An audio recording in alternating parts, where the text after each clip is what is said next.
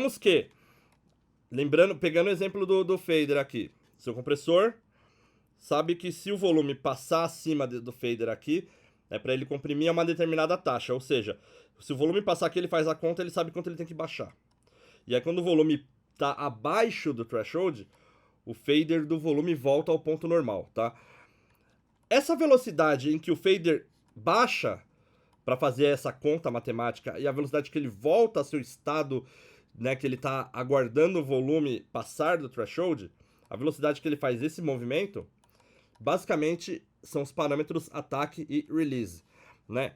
O parâmetro ataque, que é comumente mal explicado, inclusive em livros de autores bons que eu já li, algumas pessoas falam, é o tempo que vai... O ataque é o tempo que vai demorar para começar, ou é o tempo que vai demorar para iniciar a compressão. E tá errado, porque a compressão ela inicia exatamente no momento que o áudio passou do threshold, em qualquer compressor. O que o ataque vai nos dizer, basicamente, é qual que é a velocidade que esse fader vai baixar até chegar no cálculo, né, feito ali do quanto que passou pela taxa, que é o ratio, né? Então, se eu tenho um ataque lento, né, esse fader é como se ele estivesse descendo mais devagar, tá? Se eu tenho um ataque rápido, é como se esse fader descesse mais rápido. Simples assim, tá? Não tem que complicar nada. Logo, se ele está descendo devagar, já está ocorrendo compressão. Só que é uma compressão que não está tão agressiva, né? Ela vai baixar total a redução de ganho lá, mas depois de um certo tempo, que é a quantidade de milissegundos que a gente vai determinar no ataque. Dito isso, o ataque é um recurso muito útil para quando a gente quer amassar o áudio do transiente, ou seja, passou de um certo ponto, eu já quero que ele já drope o volume, já faz a redução de ganho. Aí a gente vai trabalhar com valores altos, então ele já desce rápido, né? Ou se eu quero preservar, muito com coisas de bateria e percussão, eu quero preservar aquele transiente inicial, eu trabalho com valores de ataque mais longos, ou seja, ele diminui mais devagar. E aí, muitas vezes, como a maioria dos compressores não são nem lineares, né? Quando é linear, se você colocar lá 50 milissegundos e um ratio de 5 para 1, né? A gente vai ter ele vai estar comprimindo em 5 para 1 quando ele passar de 50 milissegundos. Se ele for linear, quando ele estiver em 25 milissegundos, ele vai estar na metade da compressão. Então ele já vai ter comprimido como se fosse 2,5 para 1, entendeu? Agora, como a maioria dos compressores não são tão lineares, eles é como se fosse aquela automação que a gente faz no Logic, no Live, no Cubase, enfim, que faz curva, sabe? Então às vezes ele preserva bem o transiente e depois já baixa, entendeu? Ele dá uma aceleradinha no final. Por isso que tem gente que acha que o ataque determina quanto tempo demora ainda para o compressor começar a funcionar, mas na verdade ele começou a funcionar já a partir do momento que o áudio passou do threshold. E aí vem uma questão muito importante, que é a seguinte. Quem já viu minhas aulas, quem é meu aluno, quem não é aluno, mas já viu aula, foi meu aluno na faculdade, ou viu aula minha dessas gratuitas que eu às vezes coloco no YouTube, é uma coisa que eu bato na tecla, é que eu não vendo números prontos, tá? Então, para mim, não existe número pronto. Logo, não adianta perguntar, nem sei se perguntaram, vamos olhar aqui. Não adianta perguntar se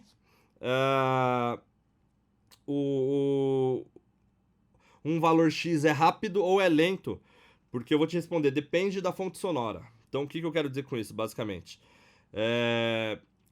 Se você tem...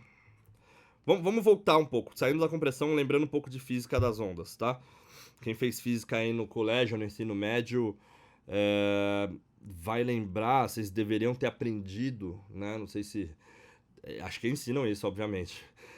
Não sei se vocês estavam na aula, mas enfim. Existe uma fórmula que calcula o comprimento de qualquer onda, seja onda sonora, eletromagnética, enfim, que se chama lambda. Então é um cálculo que a gente faz para descobrir o comprimento de uma onda, né? E se você pegar ondas sonoras, né, que a gente está falando de frequências ali, pegar as frequências audíveis lá, 20 Hz a 20 mil Hz, basicamente a gente pode dizer que uma onda sonora de sons mais graves, né? Se a gente aplicar a fórmula de lambda, a gente vai ver que ela é muito mais comprida, né? E uma onda sonora de sons mais agudos, ela é muito mais curta. Isso também tem a ver com a duração da onda. Então, por isso que a gente costuma ouvir sons graves bem mais distantes do que som agudo, porque o som agudo ele tem a onda mais curta. Logo, se eu falar para vocês que 50 milissegundos é lento para um som de um kick, que tem bastante grave, geralmente no kick o som mais forte, a frequência mais forte é o grave, né? Eu não vou estar mentindo para vocês, é lento, não é muito lento, né?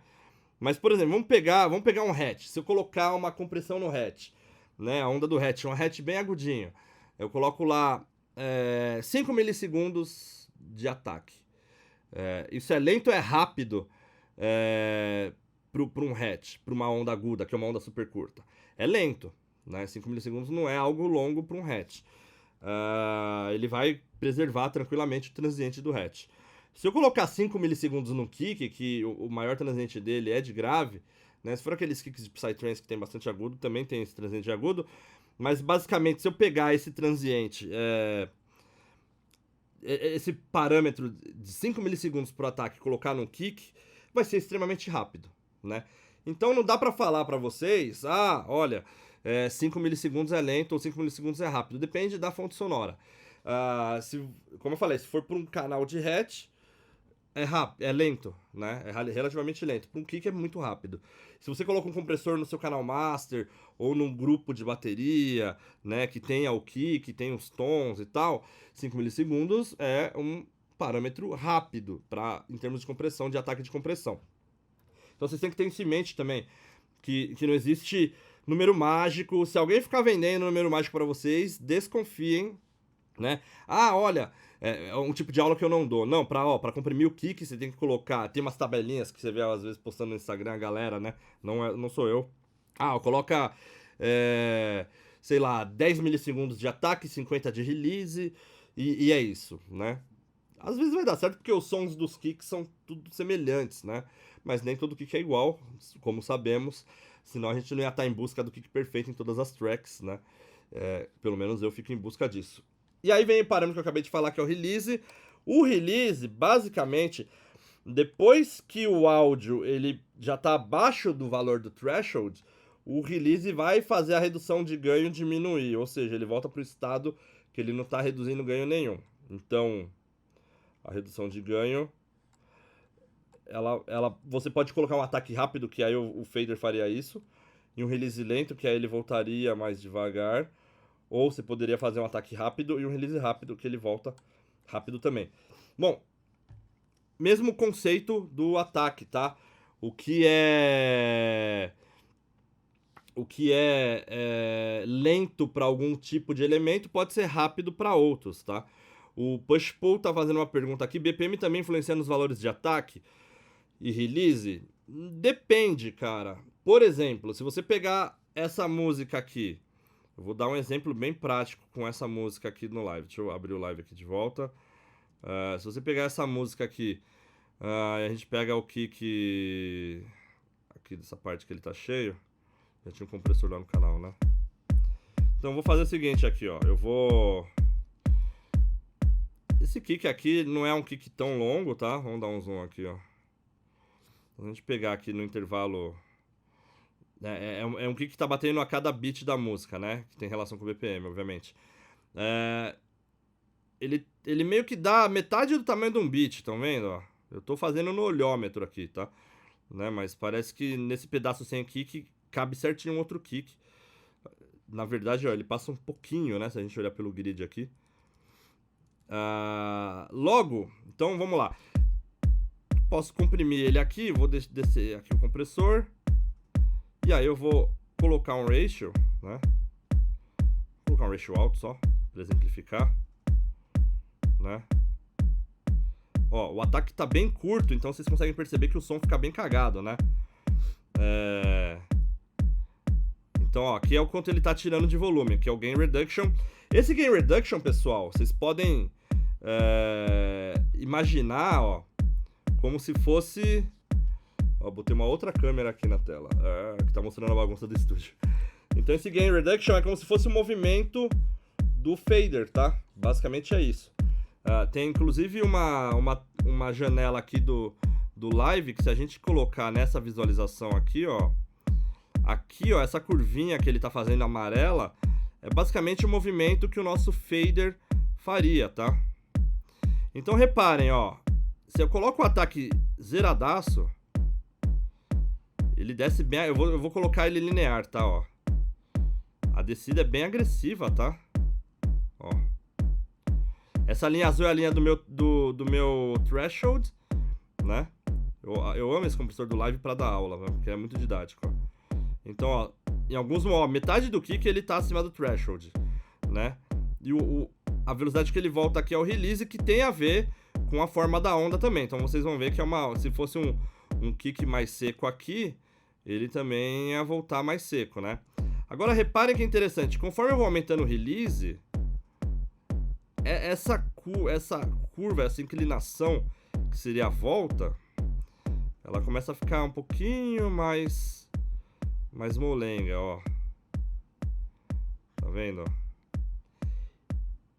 E aí, vejam que interessante, ó. Nesse momento que tá super reto aqui, ó, que já tá bem pequenininho, né? Ao contrário daqui, ó.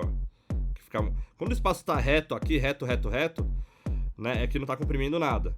Então, conforme a gente vai aumentando o release, ó, o que acontece? Esse espaço que não tem compressão, ele vai diminuindo. E aí chega um ponto que aí vai ter a ver com os BPMs do projeto, que se a gente aumentar muito aqui, ó, olha que interessante, ele não volta para a linha cinza aqui, tá? Isso significa o quê? Que o meu compressor nunca sai do estágio de compressão nesse exemplo que eu tô dando aqui. Então se a gente olhar aqui o Gain Reduction, ó, o Gain Reduction nunca mais volta para aquela posição. Logo, se eu pegar um trecho aqui, ó, que não tem o kick tocando, der um play, olha que interessante.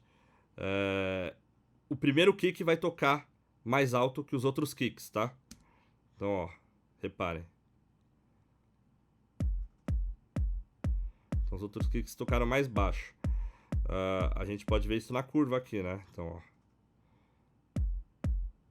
Ele baixou primeiro e aí ele fica no estágio de compressão constante, o que obviamente não é muito legal para um kick, né? Pergunta que o Leandro Moura tá fazendo: 2 compressores não podem ser usados no mesmo canal? A compressão exata se percebe como? Cara, você pode usar quantos compressores você quiser. Na verdade, usar mais do que um compressor é uma técnica que a gente chama de compressão em série. Não sei se vai dar tempo de eu falar disso, mas é uma técnica bem usada. Então, basicamente, esse compressor aqui do live, né, a gente consegue ter uma bela noção do que está acontecendo. Essa linha azul é a linha do threshold, a linha amarela ou verde, para mim isso é um amarelo, é uma linha do Gain Reduction, é como se fosse o nosso fader. Então, aqui se você tiver dúvidas do que o seu ataque, seu release está fazendo, você vem direto para essa janelinha aqui, tá? E aí você vai ter esse exemplo aqui. Então aqui, nesse exemplo que eu tô dando, né, óbvio que não é ideal a gente trabalhar com esses números, né, de release num kick, porque a gente tá simplesmente fazendo o kick ficar mais baixo, né, do que o primeiro. A gente vai diminuir até achar o ideal.